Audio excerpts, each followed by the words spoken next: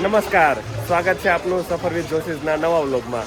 આપણે જુનાગઢ આવ્યા છીએ અને આજે જે જુનાગઢના બધા ફેમસ પ્લેસ છે એની વિઝિટ આપણે આ વ્લોગમાં કરવાના છીએ. તો આપણે આજના વ્લોગની શરૂઆત કરીએ છીએ ભવનાથ મહાદેવના મંદિરથી. તો ચાલો ભવનાથ મહાદેવના મંદિરના દર્શન કરીએ અને પછી આખું જુનાગઢ એક્સપ્લોર કરીએ.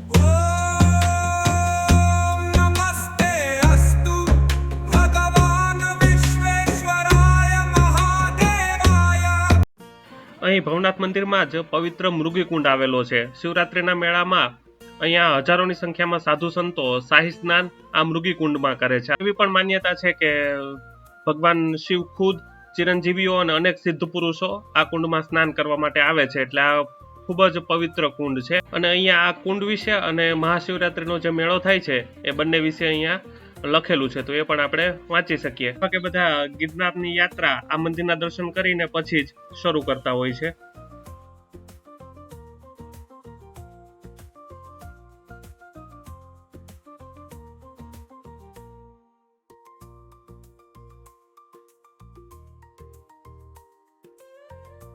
ભવનાથ મહાદેવના દર્શન કરી અને હવે આપણે જઈએ છીએ દામોદર કુંડ તરફ.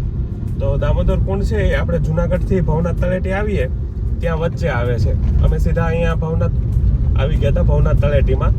તો ત્યાંથી હવે આપણે જુનાગઢ તરફ જઈએ છીએ. તો દામોદર કુંડના દર્શન કરવા જઈએ. દામોદર કુંડ પહોંચી ગયા છીએ અને જો ગિરનારની અસર દેખાય છે પગથિયા ઉતરવામાં. અહીંયા કુંડ છે સામે અને સામેની તરફ દામોદરજીનું મંદિર છે. અહીંયા દામોદર કુંડ છે. અહીંયા લોકો બધા ધાર્મિક વિધિ અને પિતૃ શ્રાદ્ધ ને બધું કરવા માટે આવે છે. તો સામે શરૂ જ છે અને પવિત્ર કુંડમાં લોકો સ્નાન પણ કરે છે. આપણી સાથે આ મંદિરના મુખિયાજી અભિભાઈ પુરોહિત છે. તો આપણે એમની પાસેથી આ મંદિર વિશે, ઇતિહાસ વિશે થોડી માહિતી મેળવીએ. તો અભિભાઈ, પેલા મંદિર વિશે થોડું સમજાવો ને. આજે મંદિર છે. આભાર, જય શ્રી કૃષ્ણ. આજે આપણું રાધા દામોદરજીનું મંદિર છે. રાધા દામોદરજી તથા રેવતી બલદેવજીનું મંદિર છે. એ જૂનાગઢમાં રહેલા ગિરનાર બ્રાહ્મણ લોકોના છે એ ઈષ્ટદેવ છે. આ મંદિર છે એ ત્રેતા યુગથી 12,000 વર્ષ જૂનું છે. જે છે એ પોતે એટલે કે કૃષ્ણ ભગવાને છે પોતે એ અહીંયા મુંજકુંડ જે મહાદેવ છે એની સ્થાપના કરી. તો મુંજકુંડ મહાદેવને થયું કે પ્રભુ તમે ક્યાં જાઓ છો? તો કે હવે હું તો પાછો જાઉં છું. તો કે ના ના, તમે ન જાઓ, તમે છે અમારી સામે સ્થાપના થઈ. એટલે જે દામોદરજીના તમે નેત્ર જોશો તો દામોદરજીના નેત્ર સીધા તમે જોશો ને તો સીધા મુંજકુંડ મહાદેવને લાગુ પડશે. અને પછીનો બીજો ઇતિહાસ નરસિંહ મહેતાની તો બધું જાણું છે કે હુંડી મારે સ્વીકારજો ને આ. અને બીજું અહીંયા બલરામજીનું અને રેવતીજીનું મંદિર જોયું છે. તો એમાં એવું હતું કે રેવતીજી છે એ અહીંયા જે આપણે જુઓ કે 84 નક્ષત્ર વાળું રેવતી કુંડ છે, કે એનું મહત્વ પણ આ રેવતી કુંડ. અને રેવતીજી રૈવતક છે એમના પુત્રી હતા ને? હા, ગિરનાર એ જ રૈવતક. હા, એટલે બલદેવજી એમાં એવું હતું કે રેવતીજી છે એ જેમની ઉંમર છે હજારો વર્ષ જૂની હતી. તો હા, તો ત્યારે એને રેવતાચલનું કીધું કે રેવતીજીને થોડો એવો છે અભિમાન આવી ગયો કે બલદેવજીની ઉંમર તો મારા કરતાં નાની છે, તો બલદેવજી તો શું મારી સાથે પરણશે? તો પછી બલદેવજીએ એનું રૂપ જે બતાવ્યું તો અચરજ પામી ગયા. અને બલદેવજીએ જ્યારે રેવતીજી સાથે એમના લગ્ન નક્કી થયા તો પછી એને કીધું કે ચાલો હવે આપણે વ્રજમાં જઈએ. તો રેવતીજી કહે કે ના, મારે અહીંયા રેવતાચલમાં જ રહેવું છે. તો બલદેવજી છે એ અહીંના એટલે કે જુનાગઢના જમાય. હા, તો અત્યારે રેવતીજી ભેગું એનું સ્થાન છે. સરસ, ખૂબ આભાર, સરસ માહિતી આપી. આપણે ભવનાથ તળેટી દામોદર કુંડથી થોડા જુનાગઢ તરફ આવીએ એટલે ત્યાં રસ્તામાં જ આવે છે અશોક શિલાલેખ. અહીંયા ટિકિટના દર 25 લખેલા છે, પણ હકીકતમાં 20 રૂપિયા છે. અહીંયા QR કોડ સ્કેન કરી અને ટિકિટ લેવાની હોય છે અને અહીંયાથી એન્ટ્રી છે. પણ અંદર ફોટોશૂટ નથી કરવા દેતા. આપણે અહીંયા બહારથી એનું શૂટિંગ કરી શકીએ. તો આપણે જાણીએ છીએ કે જ્યારે કલિંગનું યુદ્ધ થયું પછી રાજા અશોકનું હૃદય પરિવર્તન થયું, પછી એણે પ્રજા સેવા સમાજ સેવા માટે થઈ અને જે કાર્યો કર્યા અને પ્રજાને ઉપદેશ આપવા માટે જ્યાં જે એનું શાસન હતું ત્યાં બધે શિલાલેખો કોતરાવેલા છે. તો એમાંનું એક અહીંયા જુનાગઢમાં છે. આપણે પહોંચી ગયા છીએ લાલાના ઘરે. હા, લાલાના ઘરે, જે ગુજરાતી ધૂમ મચાવનાર મૂવી છે એ લાલો મૂવીનું જે શૂટ જે જગ્યાએ થયું હતું ત્યાં આપણે પહોંચ્યા છીએ. ઉપરકોટ જે કિલ્લો છે ને તેની એકદમ બાજુમાં જ આ ઘર આવેલું છે. અહીંયાના જે ઓનર છે એમની પરમિશન લઈ અને નીચેથી આપણે અહીંયા થોડું શૂટ કરીએ છીએ.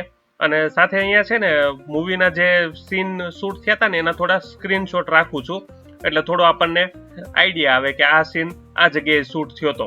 તો આવું કંઈક હતું લાલાનું ઘર. અને સામે જો જે બ્લુ દરવાજાવાળું મકાન દેખાય છે ને એમાં લાલો અને તુલસી રહેતા હતા. તો આ રીતે કંઈક ઘર છે લાલાનું. લાલાનું ઘર જોવાઈ ગયું છે.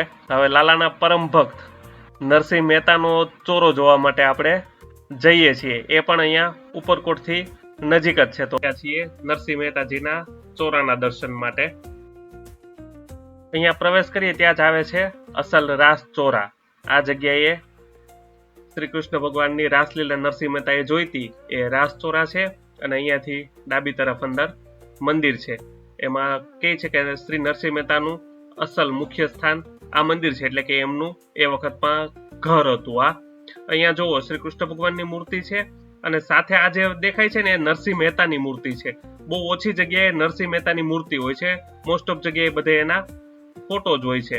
અને સાથે અહીંયા ગોપનાથ મહાદેવનું પણ મંદિર આવેલું છે. નરસિંહ મહેતાનું જન્મસ્થાન છે જે તળાજાની બાજુમાં ગોપનાથ, એ ગોપનાથ મહાદેવનું મંદિર. હવે અત્યારે આવ્યા છીએ સક્કરબાગ ઝૂની વિઝિટ કરવા માટે. સવારે ભવનાથ અને દામોદર કુંડને ત્યાં ગયા હતા ને ત્યાં અમે ભાઈ એકલા જ ગયા હતા. હવે બધી ફૂલ પાર્ટી જોઈન થઈ ગઈ છે, તો બાળકોને બધા સાથે છે, તો એમની ફેવરિટ જગ્યાએ ઝૂમાં આવી ગયા. આ ઝૂનું પાર્કિંગ છે, ખૂબ વિશાળ પાર્કિંગ છે મોટું. અને આગળ અહીંયાથી એન્ટ્રી ગેટ. ટિકિટના રેટ અહીંયા એડલ્ટ માટે 40 રૂપિયા છે અને ચિલ્ડ્રનના 20 રૂપિયા. ઝૂમાં એન્ટર થાય એટલે સૌથી પહેલા બધા બર્ડ્સ આવે છે. તો આ બર્ડ્સ અને બધા એનિમલ્સને જોઈ અને પછી જવું છે આપણે અહીંયા જે સફારી છે સક્કરબાગ ઝૂની, એ સફારી જોવા માટે. તો પહેલા આ બધા એનિમલ્સ જોઈ લઈએ અને પછી જઈએ સફારી જોવા માટે.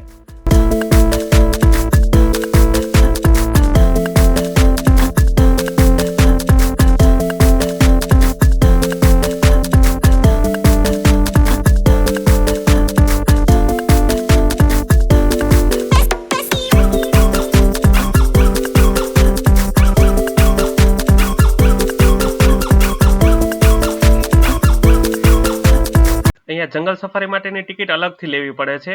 એ ગોલ્ફ કાર્ટ અને બસ બંનેમાં થાય છે. બંનેના ટિકિટના દર અહીંયા લખેલા છે. અમે ગોલ્ફ કાર્ટમાં કરાવી છે અને હમણાં કાર્ટ આવે છે પછી આપણે જંગલ સફારી જોવા માટે જઈએ.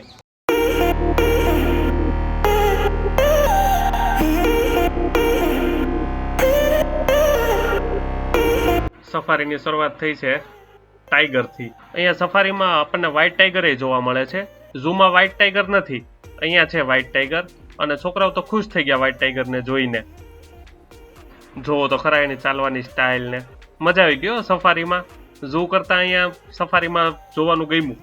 એ પછી આપણને અહીંયા સિંહ પણ જોવા મળે છે.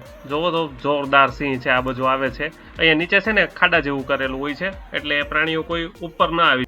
અને અહીંયા આપણને થોડા છે ને આમ ખુલ્લા વાતાવરણમાં આ બધા એનિમલ્સ જોવા મળે, પાંજરામાં ન હોય ઝૂની જેમ.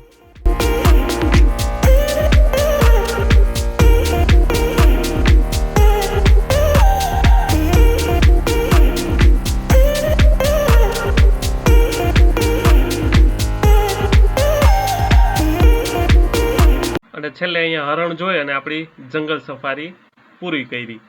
સક્કરબાગ ઝૂની વિઝિટ થઈ ગઈ છે અને આપણો જુનાગઢ વિઝિટનો વ્લોગ અહીંયા પૂરો કરીએ છીએ. હવે આવતીકાલે જોશું શું પ્લાન બને છે, એ પ્રમાણેનો નવા વ્લોગમાં મળશું. ત્યાં સુધી હર હર મહાદેવ.